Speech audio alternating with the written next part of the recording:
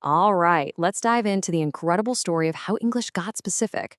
We're going to explore the fascinating origin of a truly revolutionary idea in language learning, a story of how English was basically taken apart and re engineered into this high precision tool for a super fast changing world.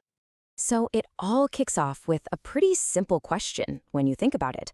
Why don't pilots, doctors, and business leaders all learn the exact same English? Why does a surgeon need a totally different set of words than an air traffic controller? The answer, it turns out, is a powerful idea that completely changed language teaching forever. To really get it, we have to rewind the clock a bit. The world after World War II was just this place of explosive growth. I mean, science, technology, global commerce, it was all expanding at this breathtaking pace, connecting the world like it never had been before. But this created a massive problem. This new Brave New World was a huge opportunity, for sure, but it also came with this giant challenge. It needed a common language to even function, and English, mostly driven by the economic power of the US, became that language. But suddenly you had scientists, engineers, and business people who all needed to communicate right now. They didn't have years to spend on a general education in English literature, and this created a massive communication bottleneck that was actually threatening to slow down progress itself. The world needed a new kind of tool, not some blunt instrument, but a precision one. And that is exactly what it got. This was the birth of a whole new approach, English for specific purposes, or as we call it, ESP. So ESP isn't about learning English in some general vague sense. It's an approach that flips everything on its head and starts with one simple question. Why do you need to learn English? And the answer to that one question dictates literally everything that comes next. It makes the whole learning process focused on a clear, practical goal. And honestly, this is the perfect way to picture the difference. Think of General English as a Swiss Army knife. It's fantastic, right? It's versatile, useful in a ton of situations, but ESP, that's like a specialist's toolkit. If you're a cardiologist, you don't need the corkscrew, you need the scalpel.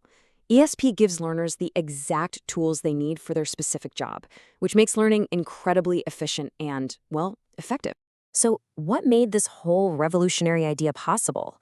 How did it all come together? Well, according to the pioneers in the field, ESP was basically built on three really powerful foundations that all kind of showed up around the same time.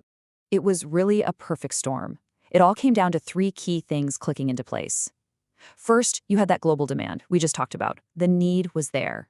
Second, linguistics itself was going through a revolution. Scholars stopped just looking at abstract grammar rules and started analyzing how language actually functions in the real world. And third, educators had this light bulb moment where they realized that adult learners are unique. They're super motivated because they have a specific goal, a clear reason for putting in all that hard work. So the need, the method, and the motivation, it all just aligned perfectly. But ESP didn't just pop into existence fully formed. Not at all. It grew up, it evolved, getting smarter and more sophisticated over 4 decades. It went on this whole journey, from just analyzing basic sentences to understanding incredibly complex types of communication. And you can actually see the progression right here. Back in the 60s, it was all about the specific vocabulary and grammar of, say, technical English. Then in the 70s, the focus shifted to how sentences work together to build a bigger argument. The discourse. By the 80s, the question got even smarter. Okay, what does the learner actually need to do with the language? Do they need to write a report, give a presentation? And then in the 90s, it got laser-focused, analyzing the distinct structures or genres of specific texts. For instance, realizing that a scientific paper has this super rigid structure: introduction, methods, results, discussion, and then teaching that structure directly became the goal. Each decade just brought a sharper and sharper focus. Which, of course, brings us to today. And in the 21st century, ESP has become a seriously high-tech field. The core idea is still the same, but the tools we use to get there are more powerful than anyone could have ever imagined back then. So how do course designers actually figure out the exact language patterns of a specific profession? It's not guesswork anymore, not even close. Today, they rely on massive amounts of data to find the answer. Okay, this is the secret sauce of modern ESP. Researchers build these things called corpora, and you can just think of them as massive, searchable digital libraries for one single profession. Imagine a database with millions and millions of words, all from medical journals or from legal contracts. By analyzing these huge text databases with powerful software, they can identify with statistical certainty the exact vocabulary, the common phrases, and the sentence structures that are most critical in that field. It's amazing. And the reason this all matters so much is pretty simple. It just works. ESP creates these hyper-focused courses that make learning faster and intensely relevant. And look, this isn't just some academic exercise. It's a critical tool that helps a non-native speaking doctoral student publish her groundbreaking research, or helps an international business person close a deal that creates hundreds of jobs.